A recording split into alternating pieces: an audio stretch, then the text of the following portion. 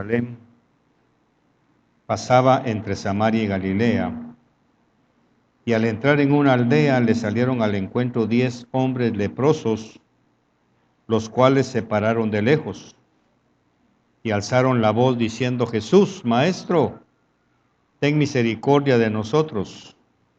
Cuando él los vio, les dijo: Id, mostraos a los sacerdotes.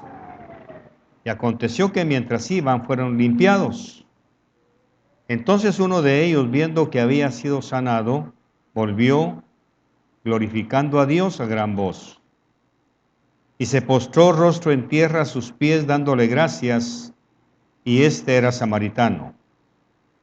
Respondiendo Jesús dijo: ¿no son 10 los que fueron limpiados? ¿Y los 9 dónde están? No hubo quien volviese y diese gloria a Dios, sino este extranjero. Y le dijo: levántate, vete, tu fe te ha salvado.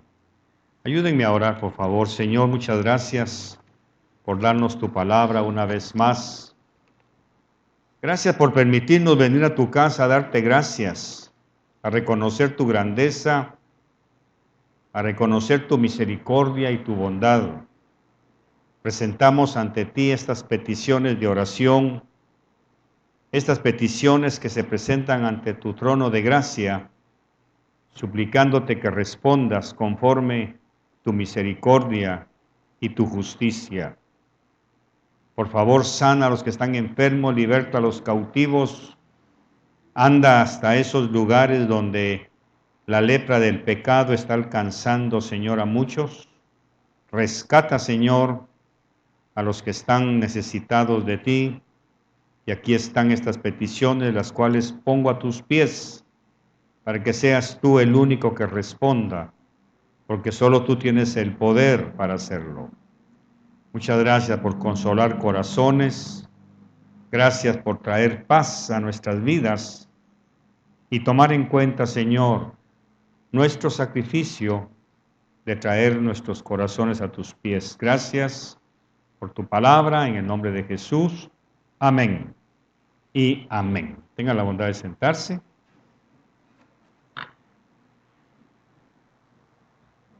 El único leproso, le he puesto a este mensaje. Hay muchas razones por las cuales el pueblo del Señor deja de recibir milagros. No voy a hablar de pecados, no voy a hablar de apartarnos de Dios, no voy a hablar de pecados muy grandes, aunque no hay un metro para medir el tamaño del pecado, pero para podernos entender, a veces nosotros hacemos un esquema de las diferentes clases de pecados, quizá por la influencia de la iglesia oficial, ¿verdad? Que tenemos 7 pecados capitales y aparte tenemos pecados de muerte, como dice la palabra. Pero yo creo que el pecado más difícil de asimilar, no de perdonar, porque Dios es perdonador. Si no fuera así, muchos de nosotros no estaríamos esta mañana con vida. Pero hay un pecado que Jesús toma muy en cuenta y es el pecado del malagradecimiento. He notado en muchas áreas de mi vida y de mi congregación que recibimos milagros de Dios, recibimos privilegios de parte de Dios y somos muy pocos los que venimos ante el Señor a darle gracias. Por ejemplo, ¿cuál es la razón por la cual usted debe venir a la congregación? ¿Cuál es la razón principal? La razón principal no es venir a cantar coritos, no es para que los pastores lo vean, no es solamente para venir a saludar a su familia ni a sus amigos. La razón principal es venir a dar gracias a Dios. Pero tengo que ser sincero que muchos de ustedes no vienen a darle gracias a Dios. Se desaparecen. se ausentan de la congregación. Y no estoy tratando de hacerme dueño de ustedes, mis amados. No estoy tratando de decirles que este es el lugar único donde usted puede darle gracias a Dios. Porque su religión puede estar pensando ahorita que para darle gracias a Dios basta con ir a su rincón, doblar sus rodillas y darle gracias a Dios ahí en su sala, en su dormitorio, en su baño, donde usted quiera. Y quizá tenga razón, quizá tenga razón. Pero ¿por qué Dios dejó las congregaciones? ¿Por qué en aquel tiempo, antes de construir el templo, Dios puso sinagogas? Y después de las sinagogas, con Salomón, el Señor pone un templo. ¿Y por qué después de la caída del primer templo, Esdras y Nehemías se interesaron tanto por reconstruir el segundo templo, que fue el que encontró Jesús y que aún no se había terminado de construir? ¿Por qué ese sistema de valores insistía en tener un templo en su pueblo? Muy sencillo, para que el pueblo tuviera un lugar donde ir a dar gracias. Aquí hay una mezcla de situaciones que algunos de ustedes ya me podrán estar pensando, pero es que ahora el templo soy yo. Sí, es cierto. El templo el templo que es su cuerpo, su tabernáculo, es el templo donde vive Dios espiritualmente. Espiritualmente. Recordemos que nosotros, como cristianos, nos movemos en dos esferas, en lo natural y en lo espiritual. Lo espiritual es reconocer que si yo soy templo y morada del Espíritu Santo, tengo que reconocer que mi templo personal tiene que mantenerse limpio para que la presencia del Señor, la Shekinah de Dios, pueda estar cómoda aquí adentro de mí. Eso quiere decir que tengo que pelear y luchar por evitar meterle basura a este templo, mancharlo con pecados, con comentarios, con juzgar a los demás, con lenguaje profano, para que la presencia de Dios aquí se sienta bien, esté cómoda, como yo me expreso delante de Él. Quiero que te sientas cómodo. No lo logro, no soy perfecto, no soy un ángel. Todavía. Dice Pablo que aún no se ha manifestado lo que habré de ser. Pero lucho, trabajo, peleo contra ese viejo hombre para que la presencia del Señor se sienta cómodo dentro de mi corazón, dentro de mi vida. Pero también me muevo en otra dimensión, y es la dimensión física. Y la dimensión física es esta, la congregación. Porque la palabra de Dios dice que Dios se mueve en la alabanza de su pueblo. La palabra dice también y nos enseña que el Señor visita la congregación donde su pueblo se reúne. Ahora, ¿a qué venimos entonces? Para poderlo entender tenemos que estudiar cuál fue la razón por la que Dios le dio al pueblo de Israel la orden de construirle un tabernáculo en el desierto. Para que en el tabernáculo el sacerdote presentara las peticiones de su pueblo al Señor. Aarón como sumo sacerdote y los levitas como sacerdotes pasaban de tienda en tienda, de tribu en tribu, preguntando, ¿necesitas algo de Dios? Porque el sumo sacerdote va a entrar al templo y es momento de presentar sus peticiones. Y entonces los levitas iban por todo el campamento recogiendo las peticiones. Y entonces, lógicamente, dice que toda la congregación del desierto, porque todas las tiendas alrededor del campamento, todas estaban puestas hacia el campamento. Todas. Eran 12 tribus, 3 por cada lado. Las tribus sacerdotales estaban hacia el oriente viendo a la entrada del tabernáculo. Y ahí estaba la bandera que los distinguía. Por sus banderas, dice. Cada uno de nosotros, sin darnos cuenta, tenemos espiritualmente hablando una bandera que nos distingue. Es nuestra familia, nuestra reunión personal. Así que frente a la tribu, frente a la entrada del tabernáculo, estaba la tienda de Aarón, la tienda de Moisés y la tienda de Leví. Luego a la izquierda estaban las otras 3 tiendas, y ahí están los nombres, viendo al tabernáculo.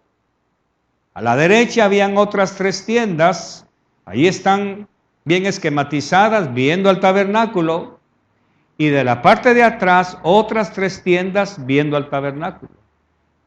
Primera lección. ¿Hacia dónde tienen que estar puestos nuestros ojos? Al tabernáculo. Pero hoy, ¿dónde está el tabernáculo? Ahí es en donde perdemos de vista la importancia de la congregación. Que nuestros ojos tienen que estar puestos siempre. El martes hay servicio. El jueves hay servicio. El domingo hay servicio. No puedo faltar. Porque la nube permanecía sobre el tabernáculo. Y mis peticiones, el sacerdote las llevaba al templo. Yo tenía que ver. Cuando las oraciones llegaban al tabernáculo, tenía que ver que la nube absorbiera mis peticiones para que después bajara la respuesta. Cuando usted deja de venir, usted deja de recibir respuestas. Por eso cuando se predica el mensaje, cuando se enseña la palabra, hay un rema para cada uno de nosotros. Y debiera hacernos sentir comprometidos con Dios. Por eso cuando usted deja de venir, deja de recibir respuestas. Porque es en medio de la congregación donde Dios reúne a su iglesia. Cuando usted y yo vamos a nuestro lugar secreto, cuando yo hago mi devocional solito entre Dios y yo, ahí no hay iglesia. Ahí estoy solamente yo con Dios, confesando mis pecados, pidiéndole perdón, examinando mi corazón delante de Él. Él viene y se inclina al polvo a ver la miseria que soy yo. Me responde con respecto a mis pecados. Me hace sentir justificado. Me perdona y me dice, levántate y vete en paz. No lo vuelvas a hacer. Pero ahí no hay iglesia. Ahí solamente hay una relación íntima con Dios. ¿Me sigue? Pero cuando yo vengo a este edificio, yo vengo a reunirme con la iglesia, que somos todos nosotros.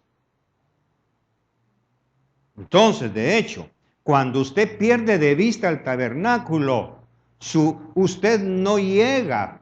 Antiguamente el pueblo de Israel llegaba a través de sus peticiones. Dice la Biblia, cuando peques y cometas una transgresión, llévale un cordero al sacerdote para que el sacerdote lo presente en el altar. Él no podía entrar. Así que esta gente que había cometido algún pecado, alguna situación, alguna transgresión, se quedaba en la puerta de su tienda esperando que el humo subiera de algún color definido cuando el sacerdote quemaba su cordero en el altar. Y entonces cuando veía subir el humo que Dios respiraba, el aroma de esa ofrenda, el que estaba viendo en la puerta, viendo si el humo subía, indicando que su pecado había sido perdonado. Y entonces sucedía algo. Ahí, en la puerta de su tienda, sin que nadie supiera por qué, caía de rodillas y le decía, gracias Hashem, gracias Jehová, gracias Señor, mi pecado fue perdonado. La mamá, la esposa, los hijos lo miraban, no sabían nada. Era una relación personal, pero el perdón era visible. Ahora, ¿dónde sucedía eso? En el tabernáculo. Algunos de nosotros que dejamos de venir a la congregación por ocuparnos de otras cosas, nuestra prioridad ya no está en venir a darle gracias a Dios. No es de venir solo por obligación ni por exigencias. Por eso Pablo, un judío 100%, un fariseo conocedor de la palabra, conocedor de las exigencias, agarra la ley y la mete en el Nuevo Testamento y nos dice, no dejéis de congregaros, como muchos tienen por costumbre. No dejéis de congregaros, como muchos tienen por costumbre. Usted me puede decir con mucha autoridad, es que los otros domingos voy a otra congregación. Entonces, con todo respeto, defínase. ¿Cuál es su congregación? ¿A qué congregación pertenece? Dicho en otras palabras, ¿a qué bandera pertenece su campamento? ¿Me explico? ¿Cuál es la bandera que lo distingue? Porque cada 3 tiendas, cada 3 tribus tenían su bandera. ¿Cuál es la suya? Un domingo se mete a una bandera, otro domingo a otra bandera. Disculpe, usted está transgrediendo el mandamiento. Está transgrediendo. Y no le garantizo que le vaya bien. Aunque sea el mismo Dios, aunque sea los mismos coritos, aunque sea la misma palabra, la misma Biblia, Reina Valera, las Américas, aunque sea lo mismo, no es su bandera, mi querida congregación. No se estoy exigiendo yo.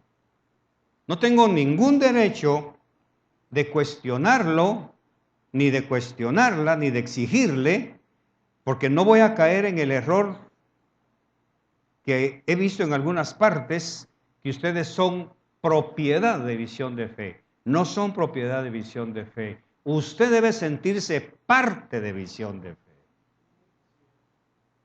Y no andar de lugar en lugar. Le va a hacer daño o ya le hizo daño. Ya usted es un incrédulo que no está creyendo la palabra de Dios. Y está dañando su casa, está dañando su vida y está dañando su identidad.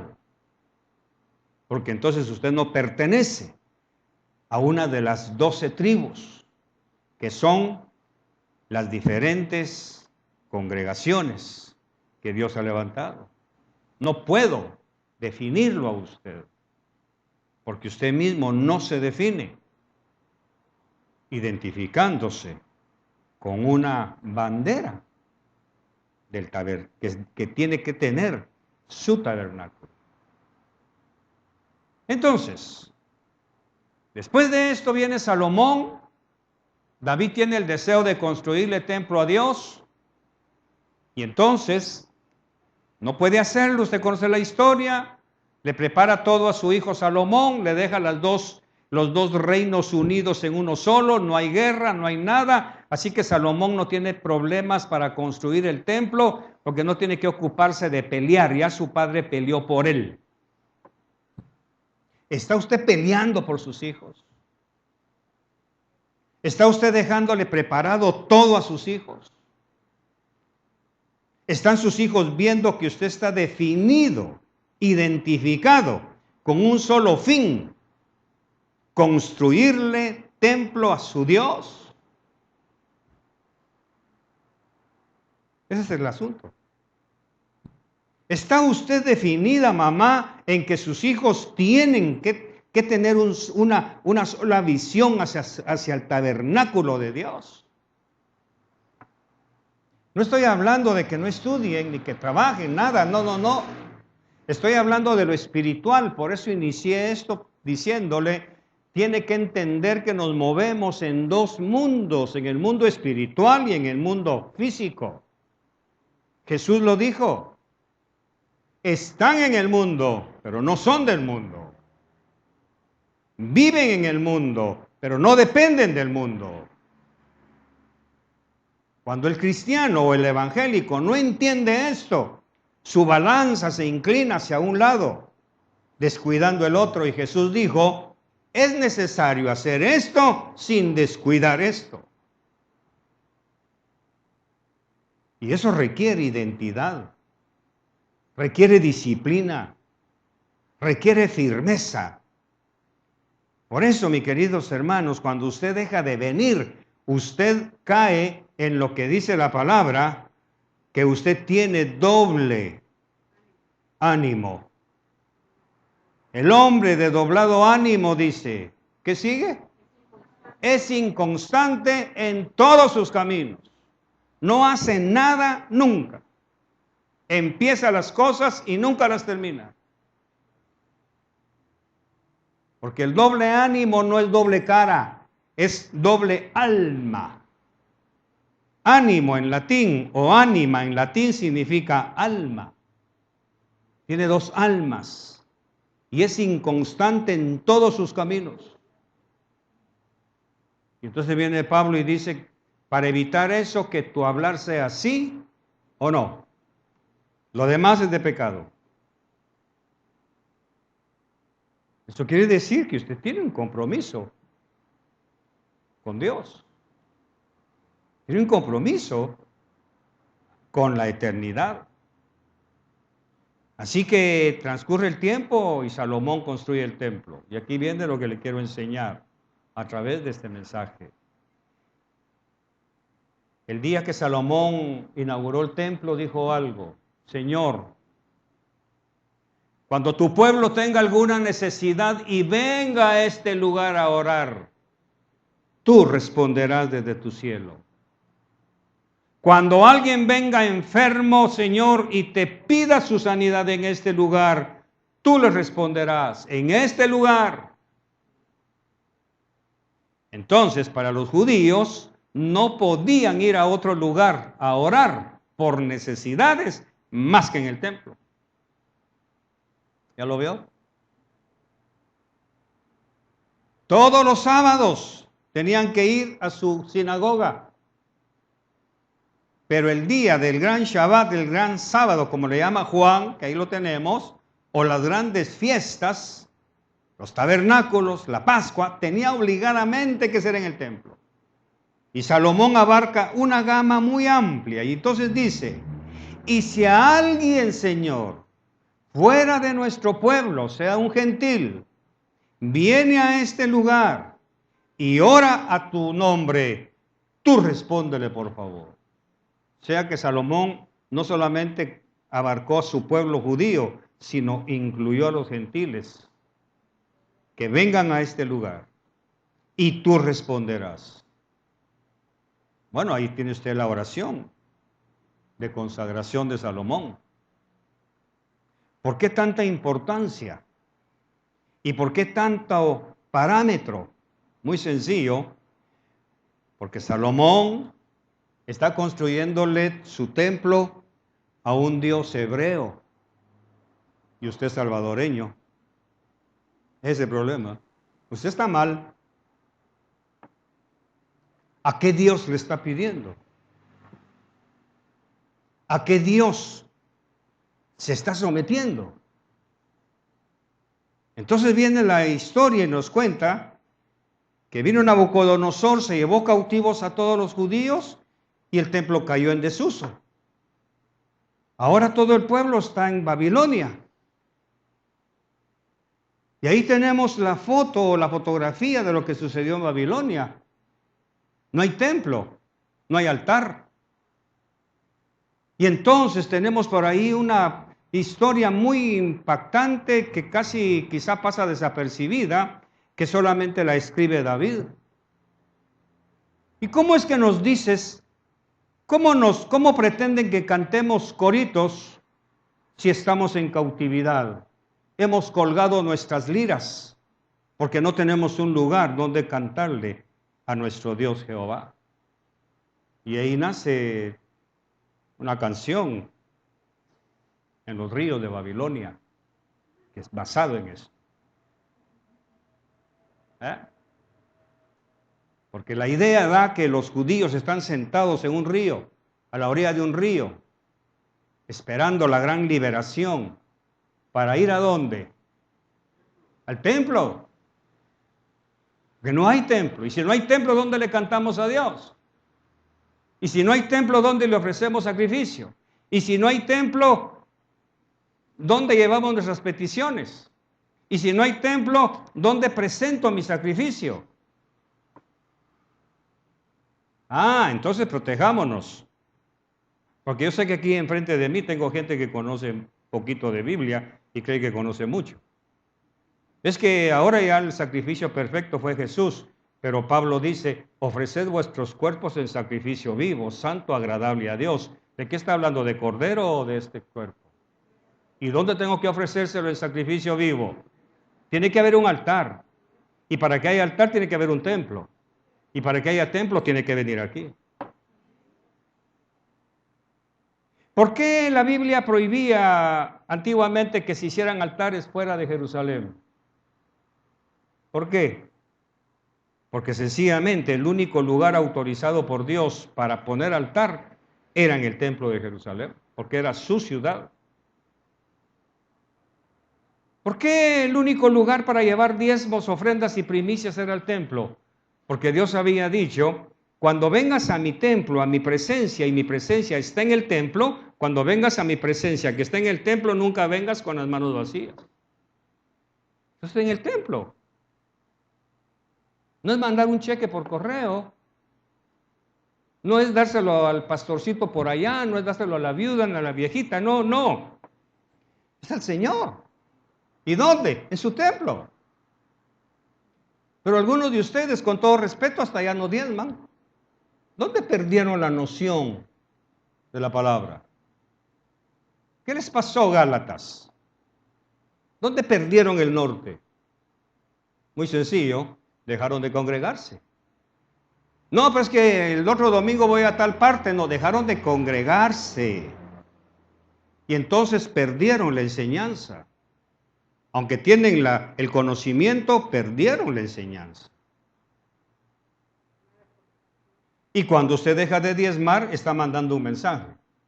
O ya no somos su congregación, o ha caído en tal pobreza que ya no tiene ni para diezmar y le está robando a Dios. La pregunta, ¿qué pasó? Es que, pastor, usted no entiende que yo tengo que cuidar a mi abuelita. Amarás a Jehová tu Dios con todo tu corazón, con toda tu alma y con toda tu mente y con todas tus fuerzas. No dice antes de tu abuelita, no. Amarás a Jehová tu Dios. Hay gente que no viene los domingos porque vino a visitarlo a alguien. Nos llegó visita, pastor. Ajá. ¿Y el Señor? ¿Tu visita te va a pagar la casa? ¿Tu visita te va a sanar? ¿Tu visita te va a dar tu provisión? Entonces, ¿quién es más importante? El Señor. Pero los relegamos. Los relegamos. Parece que estoy en contra de su familia, pero no, estoy en contra de todo lo que lo distrae a usted de cumplir su compromiso con su Salvador y su Señor. Pero nuevamente tengo que decirle, si usted no honra a su Señor, Jesús no es su Señor, es su Salvador, pero no su Señor. Su Señor es alguien más, o usted mismo, o cualquier cosa que lo saca del señorío de Cristo. Por eso dice Malaquías, Si soy Señor, ¿dónde está mi honra? ¿Dónde está mi honra? No me digas Señor entonces. Dime Jesús, dime el colocho, dime el carpintero de Nazaret, dime cualquier cosa, pero no me digas Señor.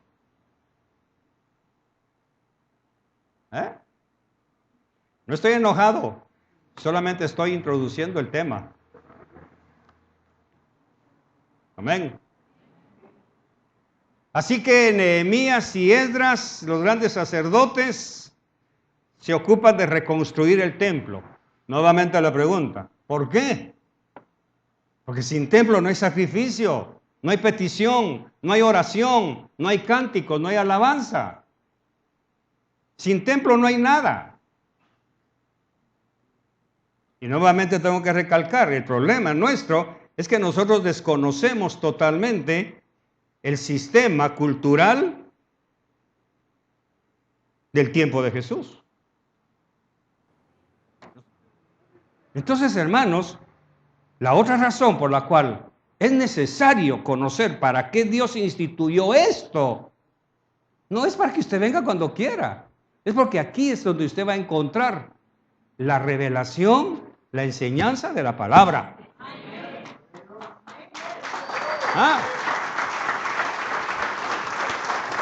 Haga su devocional solito usted, que ahí nadie le va a predicar esto. Ahí usted puede ser el más santo, oler a humo o lo que usted quiera y todo, pero nadie le va a predicar eso si no es aquí. ¿Ve? Por eso fue que Nicodemo buscó a Jesús. Necesito la verdad, Jesús. ¿Qué es eso de nacer de nuevo? ¿Ve? Ese es el asunto. Entonces, ¿dónde viene todo? Que el único lugar para darle gracias a Dios es en la congregación. Entonces entramos al tema. Todo lo demás era introducción. ¿Cómo es posible que haya gente malagradecida? ¿Cómo es que hay gente aquí enfrente de mí que son malagradecidos? Somos malagradecidos. ¿Cómo es que somos tan egocéntricos que creemos que todo lo merecemos por nosotros mismos? Esto, claro, no es nuevo. En la congregación del Señor hay gente que fácilmente se olvida del bien que han recibido de parte de Dios.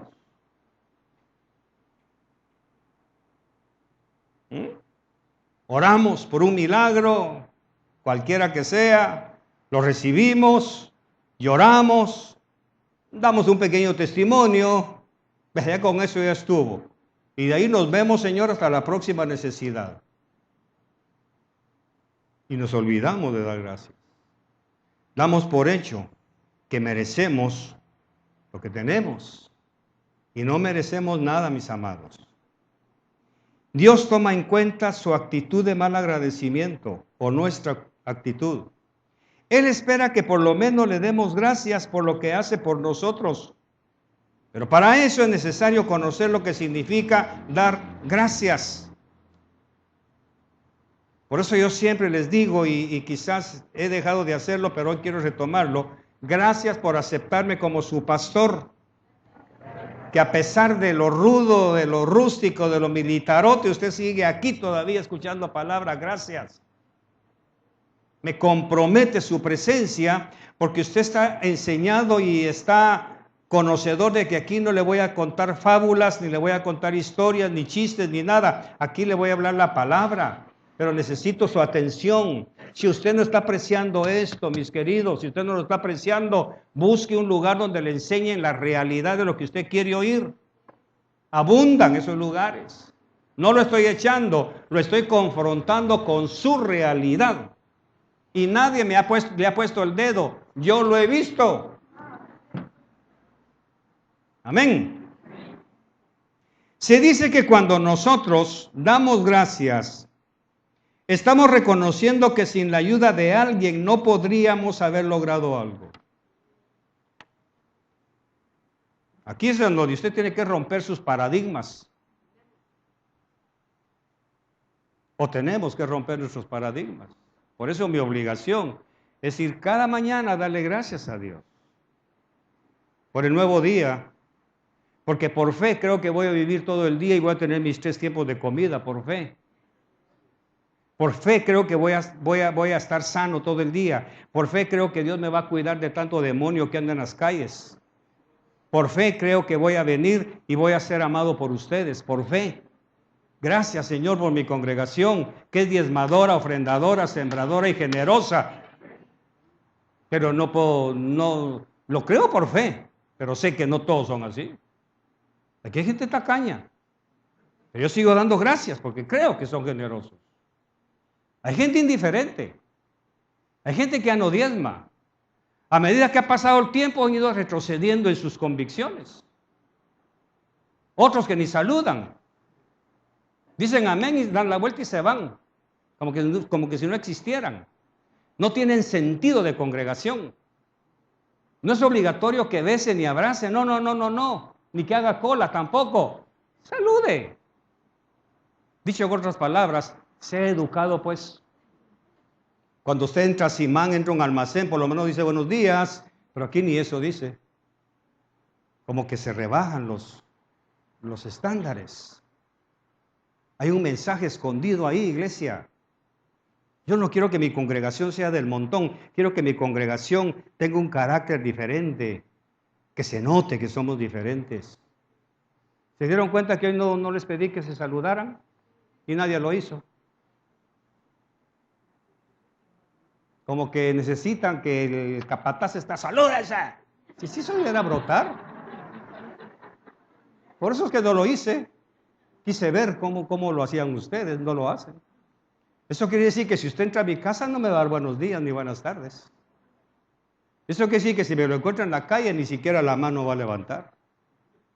Porque si no lo hace aquí, donde hay lugar de santidad, menos allá afuera. Cambiemos, hermanos. Cuando alguien le da vía a otro y lo deja pasar, por lo menos saca la mano ahí diciendo gracias. Levantar las manos, venir a la iglesia y decir gracias, Señor, gracias. Pero es más fácil hacerlo en la calle, un hijo del diablo, que un hijo de Dios hacerlo en la casa de Dios. Qué duro, ¿verdad? Pero es la realidad. Cuando nosotros damos gracias, estamos reconociendo que sin la ayuda de alguien no podríamos haber logrado algo. Eso significa humillarnos ante la persona que nos ayudó a alcanzar nuestras metas o sueños o proyectos. Su santidad, su prosperidad, su matrimonio, su vida, su comida, sus frijoles, es porque alguien se lo ha provisto. Y no somos los pastores, es el Señor. Es el Dios Todopoderoso, no porque lo merezcamos, sino por su pura misericordia. Pero Él espera algo, que le demos gracias. Cuando damos gracias a la persona que nos ayuda a crecer, a creer y a conocer al Señor más de cerca, cuando le damos gracias a esa persona, lo estamos honrando, le estamos dando el honor que merece. Por eso dice Pablo en Romanos 13:7, pagad a todos lo que debáis, al que impuesto, impuesto, al que tributo, tributo, al que temor, temor. Y aquí hay algo que casi nadie quiere aceptar, al que honor, honor. Lo que pasa es que como evangélicos hemos sido mal enseñados. No, toda la gloria es para el Señor, sí, pero las gracias son para mí. Las gracias son para usted. Yo quiero preguntarle, mamá, ¿cuándo te dieron gracias por haberle dado la vida a ese muchacho? ¿Cuándo te dio gracias y te dijo, mami, gracias por esos 9 meses que me aguantaste ahí adentro, que dejaste de comer, que se arruinó tu figura, que se te arruinó el pelo, que se manchó tu cara por mi culpa? ¿Cuándo te ha dado gracias? Nunca. ¿Cuándo tu esposo te ha dicho gracias por ese par de gemelos que me has dado? Esos muchachones que tengo ahí para mi vejez. ¿Cuándo te ha dado gracias? Nunca. ¿Cuándo ustedes le han dado gracias a su mamá por todas las veces que le dio de su leche, de su cuerpo? ¿Cuándo? Nunca. Y si no le damos gracias al que vemos, ¿cómo le vamos a dar gracias al que no vemos? ¿Se dan cuenta? Y ahora viene un pastor chapín ahí, bravucón. ¿Y gracias por qué? Sencillamente porque lo estoy ayudando a llegar al cielo. Sencillamente porque le estoy rompiendo sus paradigmas legalistas. Sencillamente porque le estoy dejando algo que después tengo que dar cuentas por usted. Porque me van a preguntar, Carlos, ¿les enseñaste bien mi palabra? Pues bien, no sé, Señor, pero yo se las enseñé. Ah, entonces vengan para acá todos. ¿Qué hicieron con mi palabra? Que les enseñó este cuate. Dios no dice cuate, pero no, se me fue un chapinismo. ¿Qué hicieron? ¿Se da cuenta? La iglesia tiene un papel fundamental en la eternidad. No es un lugar de reunión ni para venirnos a ver qué negocios hacemos, ni a ver si me encuentro con fulano. Ha venido gente que empieza a oír el servicio entre semana y a tales horas se van. Ah, es que ya salió su esposa de alguna oficina de por aquí. Usó este lugar para que el marero no le robe. Pues no vino a la iglesia, vino a esperar el tiempo. Y ese es nuestro problema, evangélicos. No estamos valorando que Dios fundó su iglesia, que es su esposa, para que nosotros nos unamos como un solo cuerpo a dar gracias. Pero un brazo se levanta y el otro está tirado. Un pie está flexible y el otro está tieso. No somos un cuerpo. Y eso ofende al Señor. Quizá por eso en 20 años no hemos hablado del último verso de la Biblia en Apocalipsis. Ven, Señor, ¿a qué va a venir? ¿A qué va a venir, hermanos? Corremos un riesgo. Porque muchos de nosotros no estamos conscientes de la realidad de este lugar. Ese es el peligro de acostumbrarnos. Eso fue lo que extrañó a Jesús cuando sanó a los 10 leprosos. Porque Romanos nos está diciendo que no debemos deber nada a nadie. A nadie. Cuando Jesús les dice, vayan y preséntense al sacerdote, estaba enseñando algo muy importante. El único que puede saber si el leproso está sano es el sacerdote. Jesús hace el trabajo, pero alguien tiene que certificarlo. ¿Me explico? Jesús hace el milagro, pero alguien tiene que darse cuenta de ese milagro. Por eso usted no puede quedarse en su casa. Ayer me preguntó un pastor, me dice, pastor, ¿por qué no están sacando sus mensajes en YouTube? Porque a mi esposa le gustan sus mensajes, pero ya no los están publicando. Le dije, voy a verlo, porque a ella le gusta poner su pantalla y ahí ora, oye el mensaje, aleluya, gloria a Dios. Dale duro, pastor, ya, haga la hora de la ofrenda y deja su ofrenda. Bueno, se acabó el mensaje, gloria a Dios, hermanos, varones, los espero mañana. Pum, apaga, agarra la ofrenda y se la van a meter. Eso no es así. Eso no es así. Jesús hizo un milagro, pero alguien tiene que certificarlo. Jesús le ha hecho milagros. En una ocasión me llamaron de una empresa preguntándome por una hermana y me dijeron, pastor, ¿usted nos recomienda a fulana de tal? ¿Usted la conoce? Pues fíjese que sí la conozco, pero no la puedo recomendar. ¿Por qué? Nunca viene. Nunca viene. Así que, o sea que no nos la recomienda para que le demos el trabajo. No, no sé en qué pasos anda. Si no me echo encima la responsabilidad. ¿Sí o no?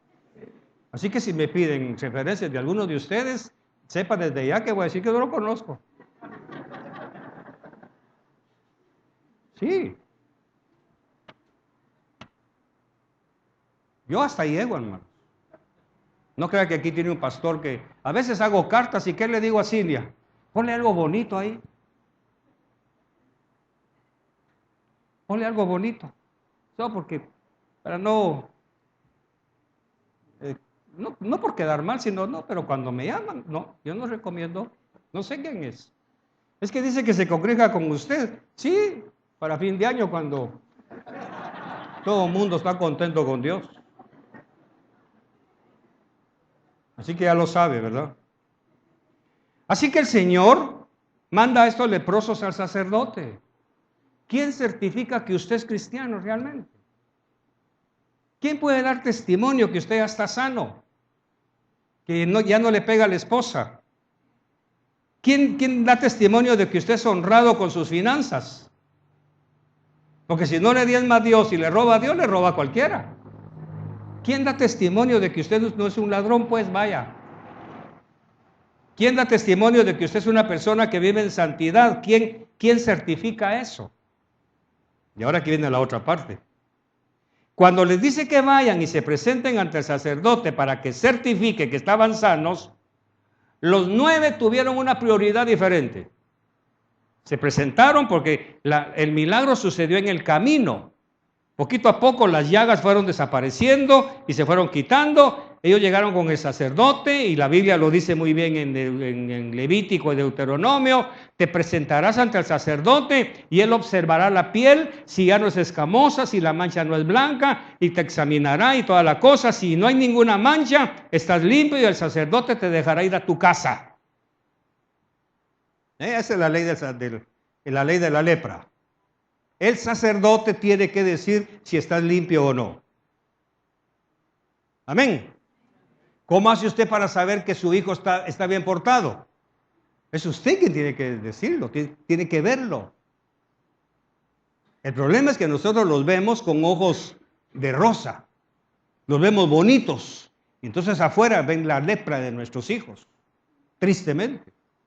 Porque nosotros no queremos ver la realidad, los queremos ver sin lepra. Afuera se ve la lepra.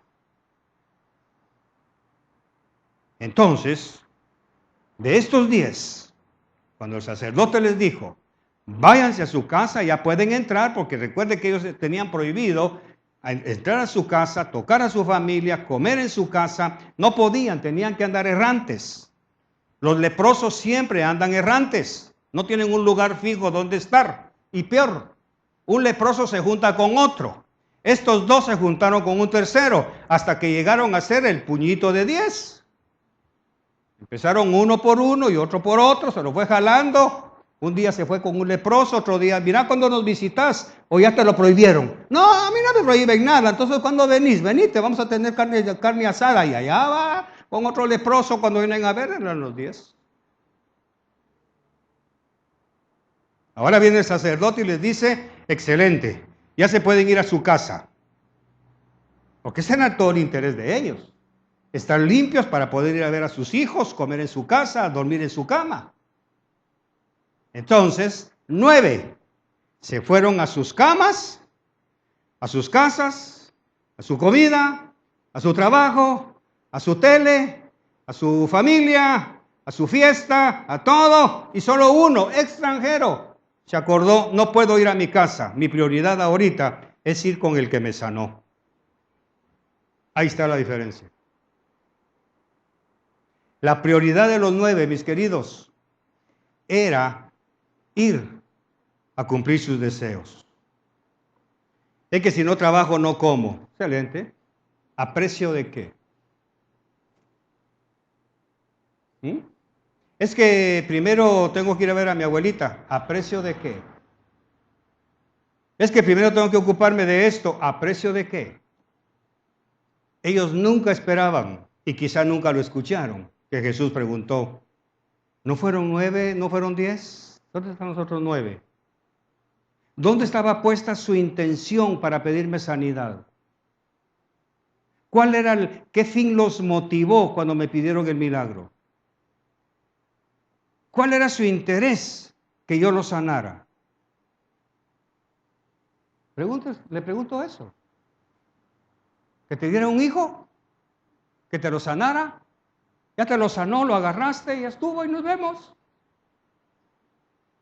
¿Cuál es tu interés de venir? ¿Cuál era su fin cuando usted aceptó a Jesús? ¿Cuál es su meta para alcanzar su sanidad? ¿Cuál es su meta para que el Señor le pague las deudas? ¿Cuál es su meta? ¿Cuál es su meta?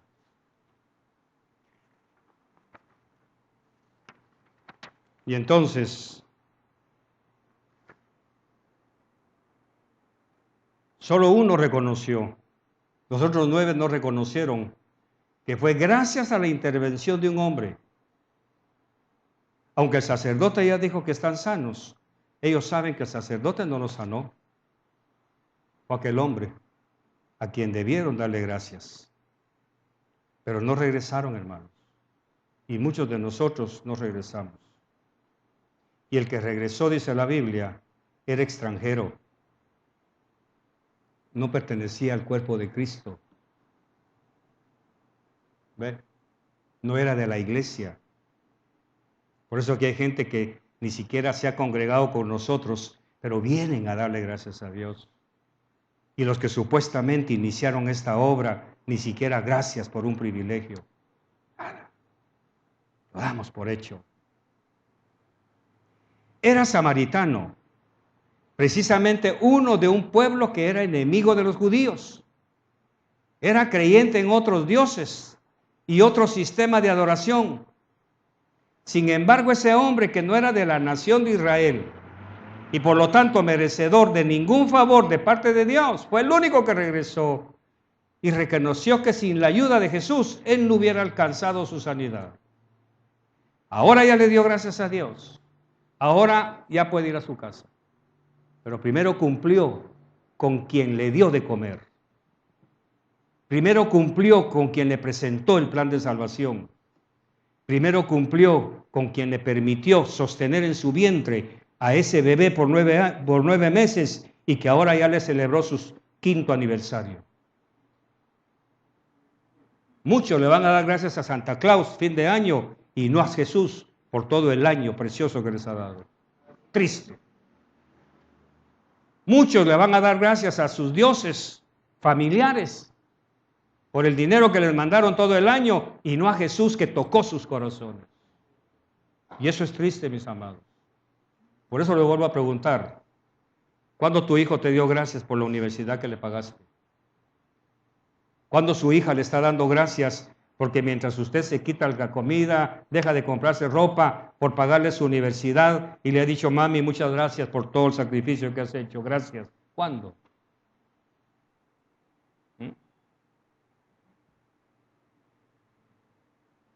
Cuando no somos agradecidos al Señor, el Señor toma muy en cuenta nuestra actitud.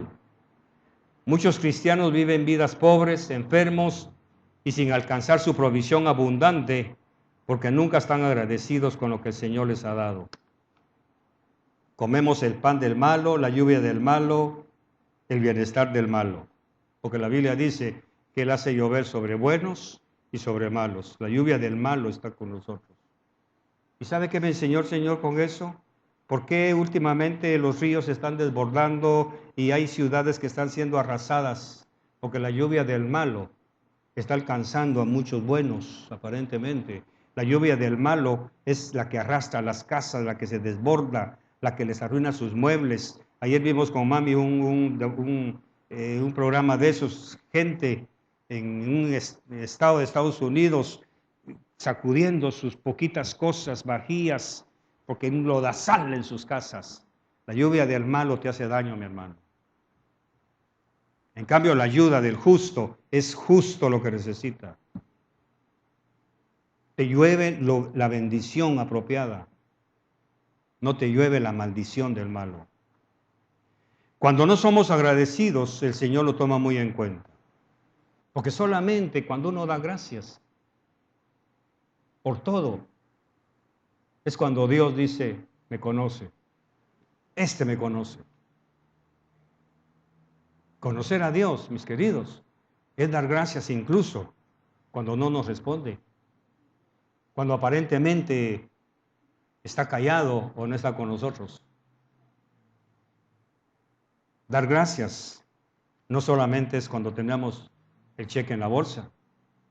Es más, cuando no tenemos el cheque en la bolsa.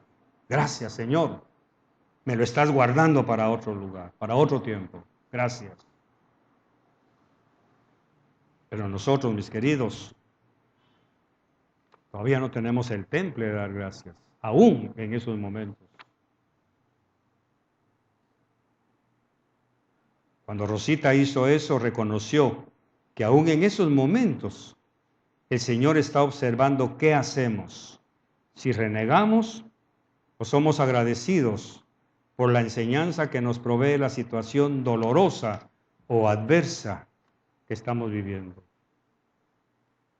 Así que a partir de hoy quiero que usted sepa, cuando pasa un domingo, por lo menos domingo, sin que yo lo vea, usted es uno de los 9 leprosos que se ocupó de otras cosas antes de venir y darle gracias a Dios. ¿Por qué? Porque cuando yo vengo a darle gracias a Dios, tengo que traerle algo. Nunca vengas con las manos vacías. Porque las gracias no son etéreas. Por eso siempre les he enseñado algo que muchas mujeres no hacen.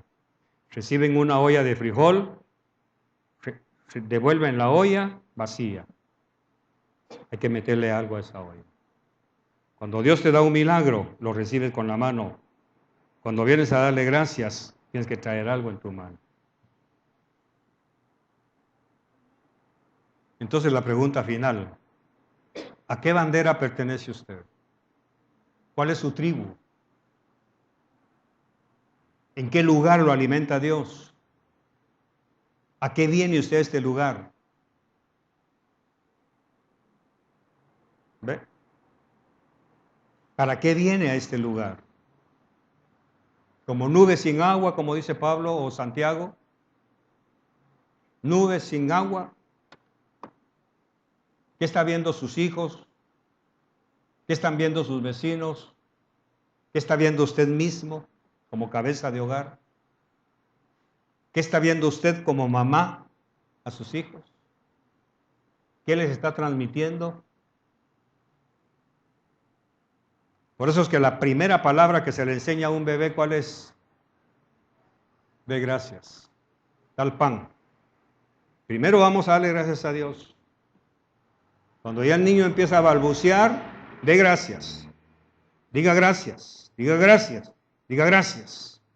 Pero cuando ya llegó a la escuela, se le olvidó dar gracias.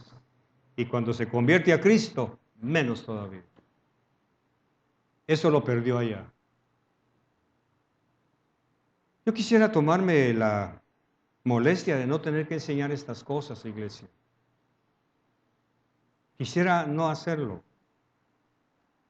Podría aprovechar el tiempo para dar otro tipo de mensaje más espiritual, pero esto es parte de lo que Pablo nos enseña.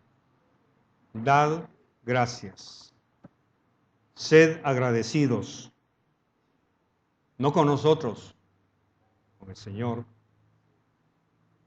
con el que provee, sana, liberta y nos ha dado la salvación, por gracia.